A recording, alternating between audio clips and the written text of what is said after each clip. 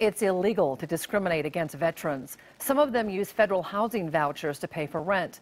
Now, the Washington State Attorney General's office says 3 Spokane rental companies illegally rejected vets. Those landlords have been fined thousands of dollars.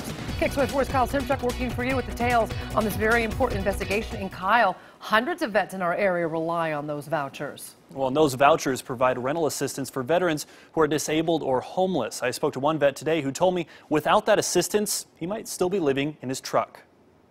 The investigation randomly selected 50 landlords. Investigators posed as veterans and tried to use federal housing vouchers. The Attorney General's office says 3 companies in Spokane, KPS Realty, Domus Urbis, and Country Homes Realty, illegally rejected the vouchers. I was pretty surprised, actually, initially. I think it's unfortunate that our veterans still are facing the stigma that they, homelessness already has a stigma. And so certainly this population is one that especially doesn't need to be dealing with that.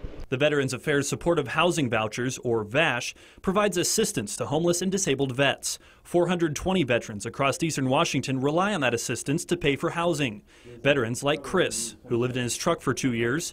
He says depression took over his life, but VASH vouchers put a solid roof over his head. It's a great program. It's not just housing us, it's actually helping us get the needs we need so we can actually get back on our feet and actually be part of society again.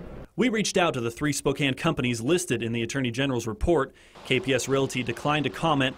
Their attorney directed us to a settlement they reached with the state, agreeing to pay a fine but not admitting guilt. The owner of Country Homes Realty told KXLY that he was unfairly targeted and that the company has over 30 leases and applications of tenants who are on some kind of assistance or voucher program. In a statement, owner Stan Wippert said in part, quote, "The AG had no interest in that information, just focused on one misstep by a maintenance person who had no authority to respond to any such questions."